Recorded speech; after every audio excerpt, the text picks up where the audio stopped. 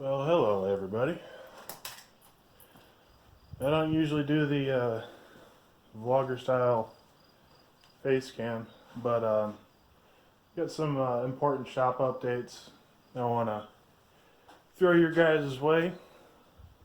So as of this last project, I'm now officially moving from this space that I've been in for forever now. Apologies for the mess. It's absolutely... Everything is a mess right now because I've been finishing. But I'm staying in the same building. This room is going to become the finishing room. So, this table, everything on it. This table, the table saw, all the shelving and finishing back there, the clamp rack. That clamp rack, the laser engraver, the computer TV, everything in this room is going out into this room. And apologies for the lighting. It's very echoey in here as well. Above my head are probably 30, 40-year-old fluorescent light fixtures that have at least 20-year-old bulbs in them, and just about half of them don't work. And we're soon to be getting a pressure washer, so I'll be able to clean the black off of this floor. That's all latex paint. I did cover most of the floor in this red rosin paper, which you can see I'm about to tear up in a couple minutes. But this is going to become my main work area. And Dog Song Woodworks is going to be transitioning to mainly a millwork type of operation. So I'm hopefully going to be cutting the majority of the high-end furniture out. I just realized I've been staring at the screen the whole time. You guys are right here. I'm going to be covering or removing most of the high-end furniture stuff that I've kind of built my bread and butter on, and transitioning more into millwork, which is something I've wanted to do for a long time. But millwork is kind of an expensive thing to get into. But once you have the capital and the machines purchased, it's pretty much a business that just kind of takes care of itself. It's a high production environment, and I'm hoping to be able to undercut the big box stores quite a bit because I'm just me. So I don't have any salaries to pay, any employee wages to pay. It's just me. So all of this, where's my finger? All of this up here is going to be cleaned up. All those boxes you see behind me, those are going to get cut and folded flat. All the stuff back here on this workbench is going to get put into storage. I haven't determined where yet, probably up there where everything else goes. And yeah, I'm going to be purchasing two machines to start out with. One is going to be ShopFox W1812 7-inch planer molder. I already own two ShopFox machines. You guys have seen them already. I have the sorry, I'm new to this vlogging thing, guys. This 1870 scroll saw here, and the 1855, I don't know if you can kind of see it, the combination sander. I've had two of those for over half a year now, well over half a year, and I've loved them. So I'm going to be purchasing a W1812, which is a 220 volt machine. That's going to go probably somewhere over here, because I got to worry about in-feed and out-feed areas. And then I'm also going to be purchasing, I think it's a W1666. It's the ShopFox 2-horse dust collector. And that is also a 220 volt machine. So I've got to go back there in that back corner and run some 220 out and get that all situated. But before I can do any of that, before I can even order the machines, I got to clean up in here and move everything out here that I already have. So table saw is going to be going on its mobile stand. I'm going to eventually, if not sooner than later, be purchasing a miter saw stand for my miter saw. Pretty much all the tools I own, with some exceptions, are Metabo HPT products. I have a fantastic working relationship with Metabo HPT. They just sent me, about a month ago, they sent me the brand new cordless plunge router. And that thing's been working out great. Haven't got to use it a whole lot, but hopefully with some of the stuff I'm going to be doing now, I'll get to use it a little bit more. But that is going to become the finishing room in there, and hopefully I don't know what to do with this back wall. If you guys have any ideas of what to do with this back wall, let me know. Right now it's like half chewed up drywall and half, let me show you. It's this weird plywood paneling. This might actually be poplar. It looks like poplar, but it's got to go. And I gotta pressure wash the whole floor. So if you don't see or hear anything from me in the next week or so, not that I've been posting regularly anyhow, that's what's going on. I'm cleaning up and rearranging this whole building. Like the lights that you see above me, those are all gonna go. Those are getting replaced with LEDs. And I gotta figure out how to get up there. The ones down here, I can easily do. I'm probably gonna put 4 different light fixtures back there. And all these fluorescents are going to go.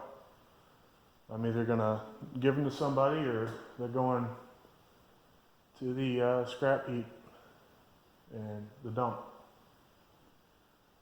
So if you all don't mind, I'm going to set you guys in a tripod while I rip up all this old black red rosin paper.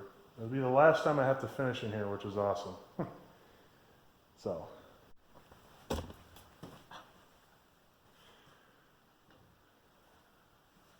I tell you what, guys, I'm always tripping over that tripod. I have a lot of vacuuming to do in here.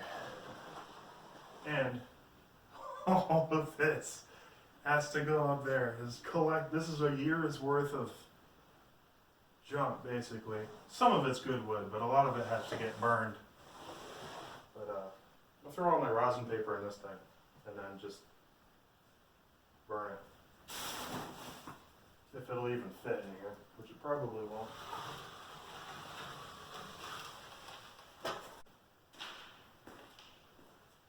Well, I hope you guys like the new view.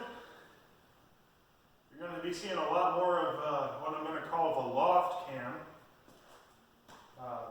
Before I remove this rosin paper, I got a lot of staples on the floor because I was using my staple gun and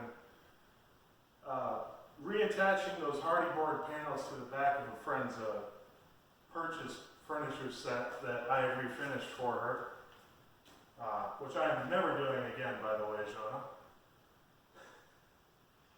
Refinishing is not my forte. So let's get a broom and a dustpan and get this cleaned up.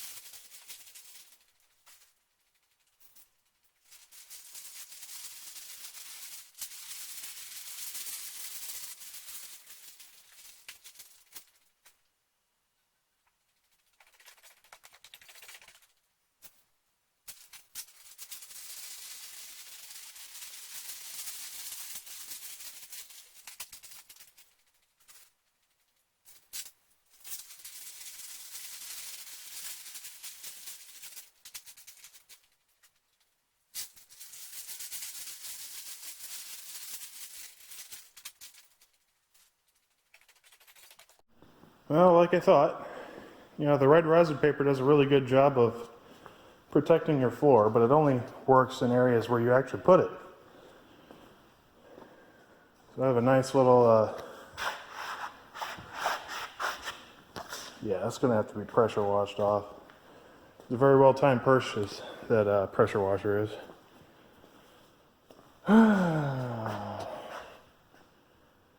Well, I guess I better get sweeping. And I think the next thing I'll tackle is that.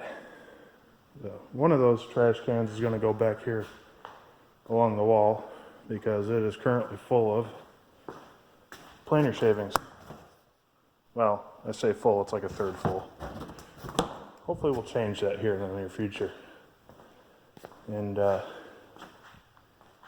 I just got to get rid of that. And then probably the next thing to go will be all the stuff on here.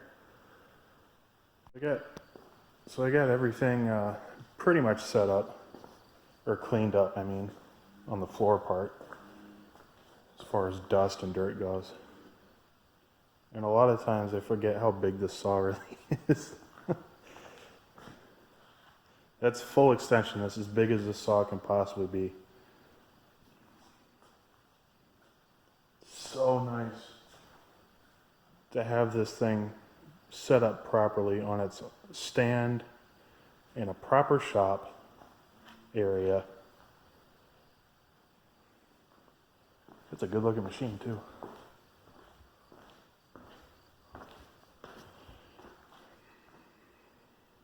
So I think I'm definitely going to be utilizing the dust collector for this thing instead of the shop vac. This thing, if I was running trim, even on larger furniture projects,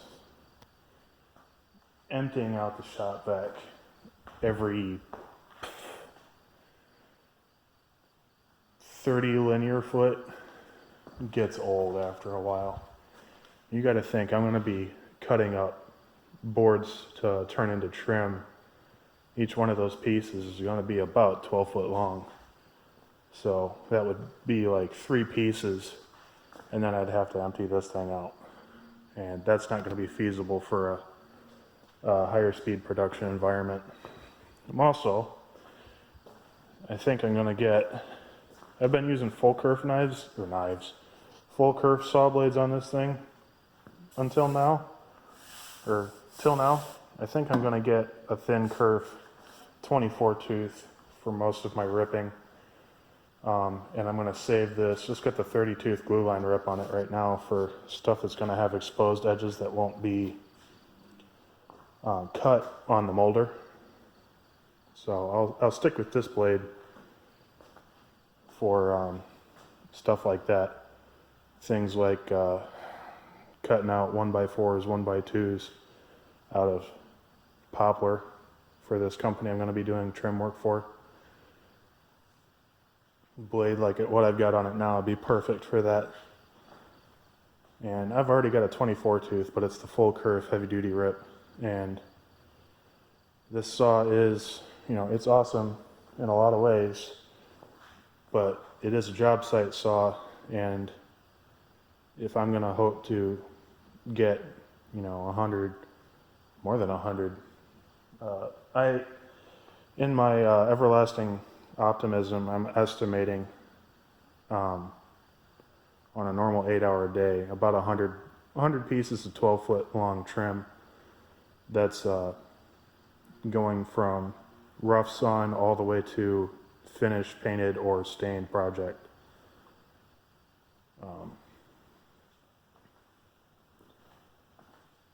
So yeah, dust collector is going to be a must for this thing. Definitely for the planer, but it's also for this. Because a table saw will never make as much dust as a planer will in a given day, but it's still way more than that we'll be able to handle. Plus, I think this shop vac's about on its way out, so yeah, feels good, man. It feels good to move out here. I've been wanting to do this for about a year now, ever since I started and realized how small it was in there. That compressor, by the way, is going to go where that organ is now, and that organ will probably get set out to the curb or taken to a dump. I got to get rid of all this and throw it somewhere else. I've already full up my burnables, so that's all gonna have to get burned tomorrow. And that was just the stuff laying around out here on the floor, and it's not even all of it. I still got a lot of stuff up there I gotta burn. There's some old computer monitors I gotta get rid of. I think what I'm gonna have to do is have a friend with a pickup truck come over one day, and we're just gonna take all this out to a dump. There's a dump about half hour down the road.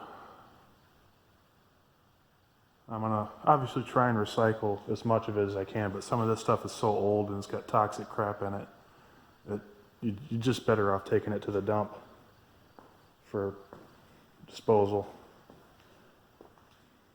Now, all this has got to go tomorrow. I did not get nearly what I thought I was going to get done today. But that's the typical way of things. I got a bunch of manuals. I gotta throw those in a folder somewhere. Feels good, man. It feels really good to get all this done. I just threw the reason I put the saw up, I'm gonna take it and fold it up because I gotta pressure wash this whole floor. But I just wanted to get an idea of how big, one machine would be. I still got a miter saw I gotta set up, and the planer molder has got to get set up.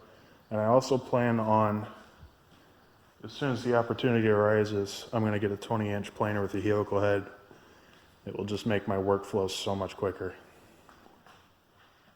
And I might be upgrading stuff on the finish spraying side as well. I definitely am going to be upgrading finish spraying, but what I've got right now works. It's just not suited for what I'm going to be doing. It's a good looking saw. All right, I'm gonna go inside, relax a little bit, head to bed, and get started again tomorrow.